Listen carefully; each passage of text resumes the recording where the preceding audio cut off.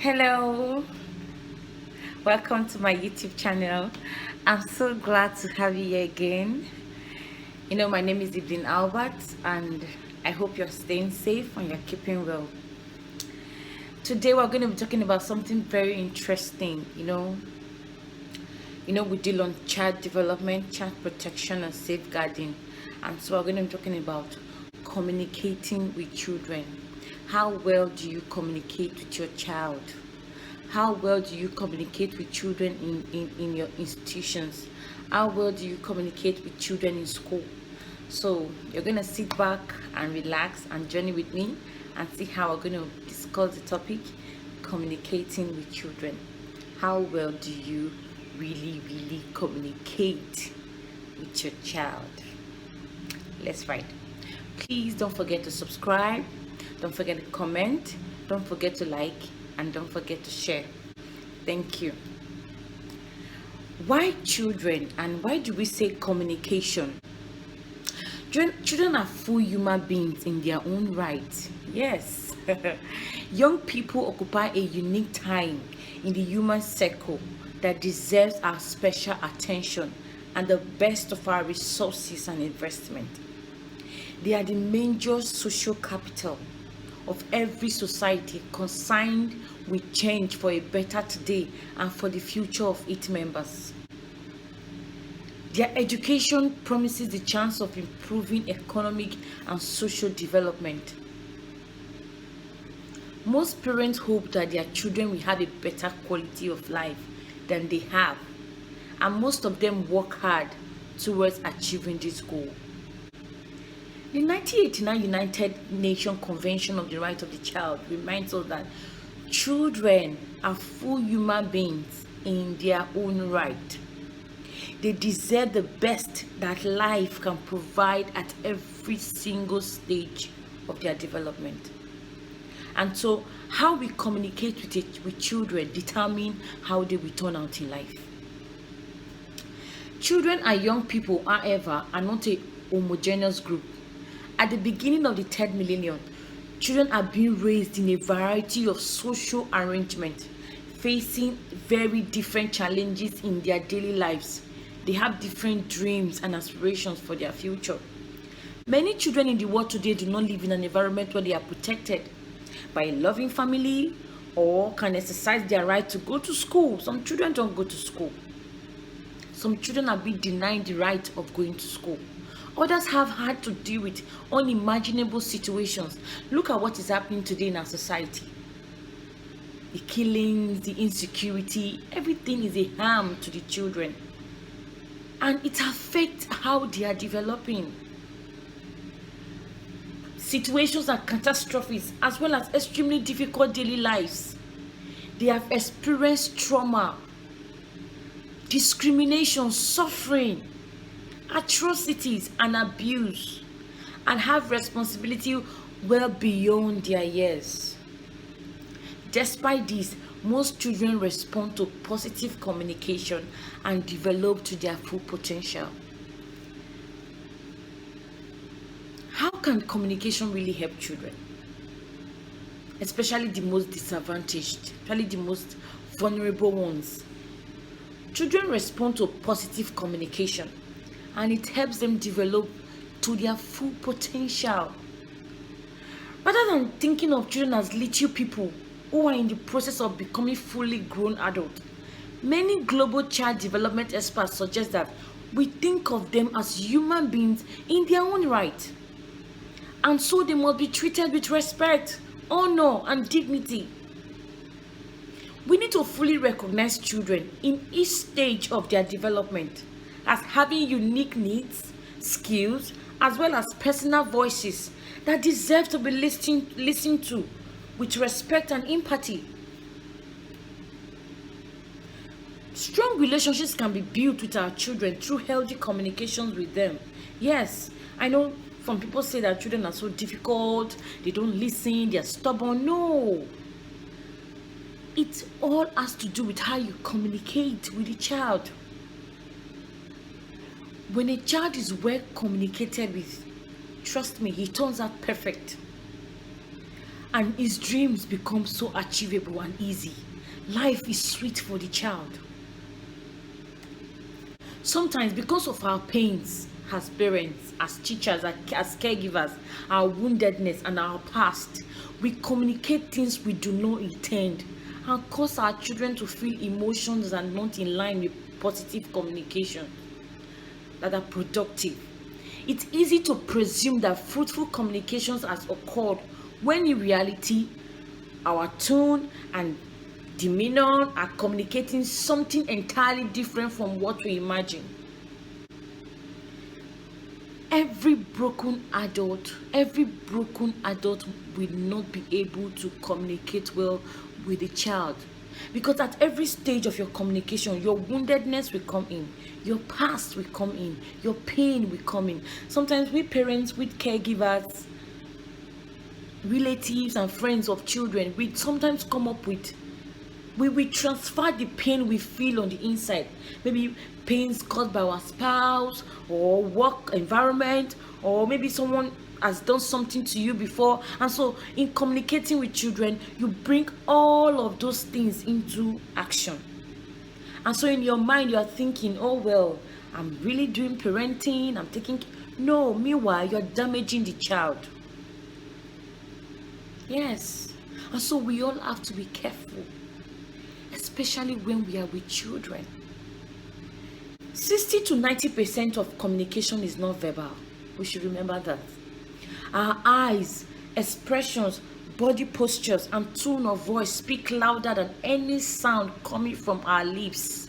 And so the children don't even listen to what you say.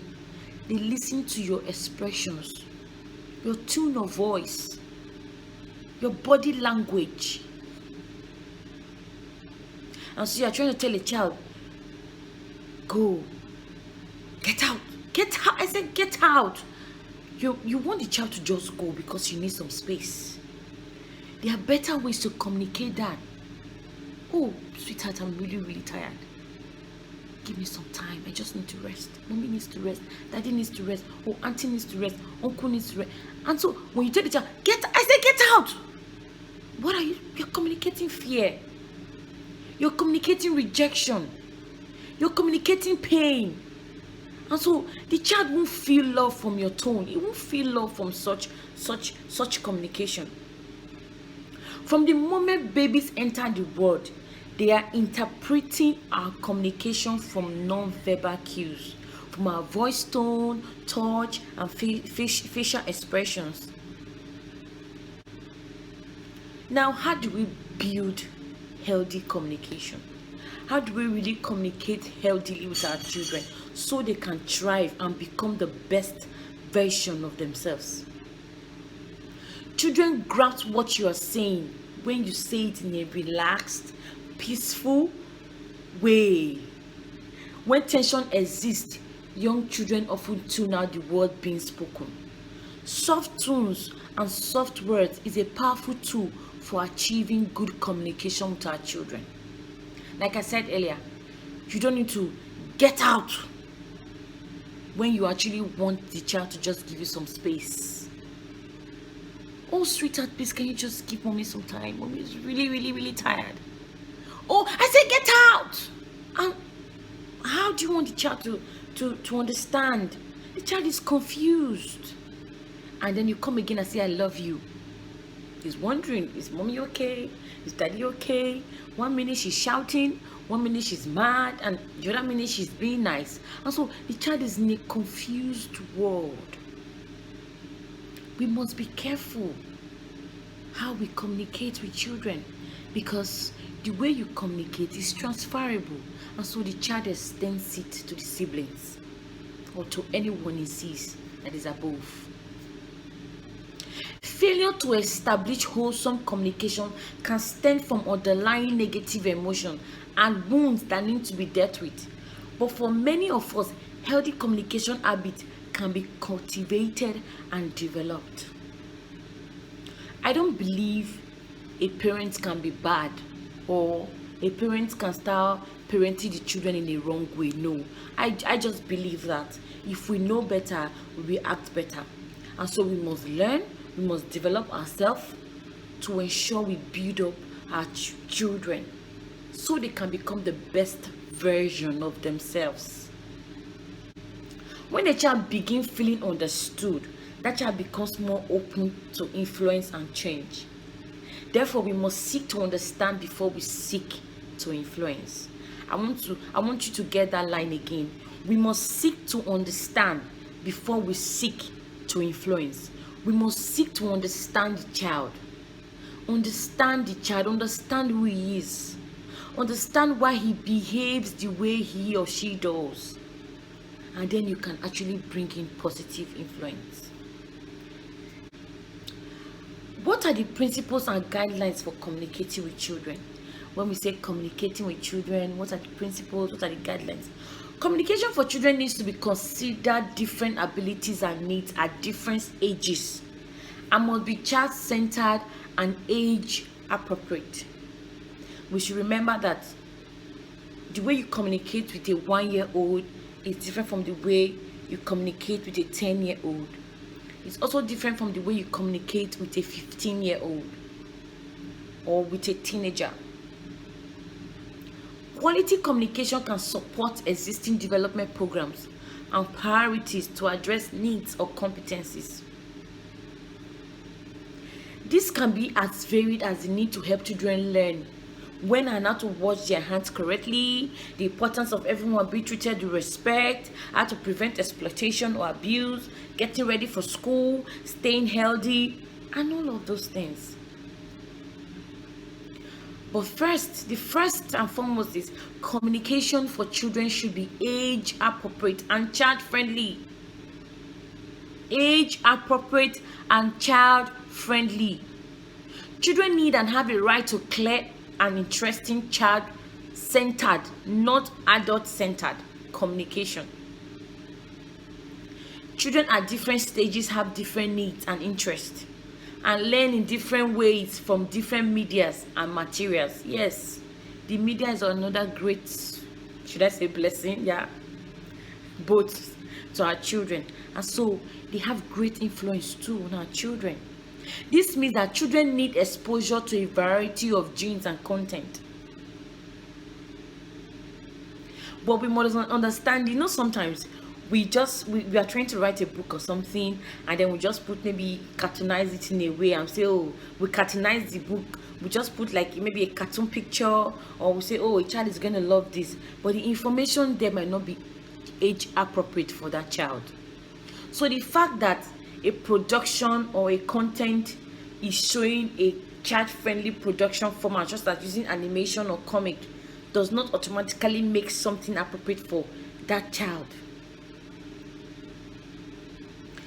Anything that must be produced for children must be according to age. Use child-appropriate languages and characters, stories, music, and humor. Encourage and model interaction. Use special effects judiciously and wisely. Communication for children should address the child holistically. Research from the field of health, nutrition, psychology, development, and anthropology, among others, confirm that all aspects of child development are interconnected. The physical, the social, the emotional, and the cognitive development are linked together. A child can be all right, but live with neglect and abuse. Yes, a child can be smiling and is being abused, or is not feeling okay. A child can be well fed and yet end for love. A child can be from a rich home, but yet he's not being loved. He's being neglected. A child can be loved but can be physically or emotionally fragile. Communication that balances and gives complementary attention to their developmental needs best serve all children from infant to adolescents.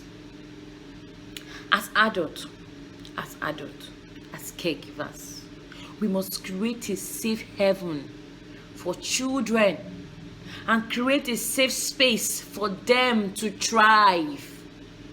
This is something we must do intentionally. Like I said, parenting is hard work, not hard work. It involves everything about you. including ensuring that your emotions are stable when you're communicating with the child. Communication for children must be positive and strength-based. Strength-based communication focuses on portraying and nurturing the strength and potential in every child, rather than focusing on the deficit and the problem the child has. Using this principle, the goal is not only to teach but also to develop resilience and the capacity to cope. He does this in a healthy way for both large and small struggles in life. It helps move communication from focusing only on problems to suggesting and presenting options and possibilities. As a parent or as a caregiver, we must ensure that our communication with children is positive. It helps them want to do more, want to grow more, want to achieve more, not focusing on their problem. The more you focus on their strength, the more their challenges or their problem is reducing. And so they are not looking at, oh, I am like this, or my head is big, or my eye is blind, or this is happening. But they are looking at the fact that they have an adult, a wise adult, who is pushing them according to their strength. Now, I have some little takeaway for you. Communication with children and babies is essential to their development and to relationship establishment. Good communication involves listening and talking in a way that makes child feel important and valued. You know, sometimes we just tell children, big head, come here. Small head, come here. Those things go a long way. You might just think you're joking, but somehow, there's a way the child will just look at the mirror one day, like, I think my head is really big. Especially when he's among his friends and he's feeling like, oh, you know, there are some children with low self-esteem and they are beginning to feel like, because it started from where they are coming from. They are not being praised. They are not being told they are good they are. No positive approach to how they are or how they are developing. It's all about negativity. Get out, you, big head, this, that. In fact, I don't even know how to say all those things because they are not something children should know. Communicating well with children helps them develop skills for communicating with others. That is just the truth. When you communicate badly with children, they will transfer. You see this bullying we see in school. Trust me, it started somewhere. A child who is bullied at home or somewhere, or by a caregiver or somebody, must also want to transfer that strength of bullying to another child. So it's a circle. Because the child also wants to express his own power over another. But when he's expressing his power, how is he doing it? Negatively, because that's what he's used to. When a child is used to a harsh environment like, sit down, come here, get out, get up, eat your food, Joe.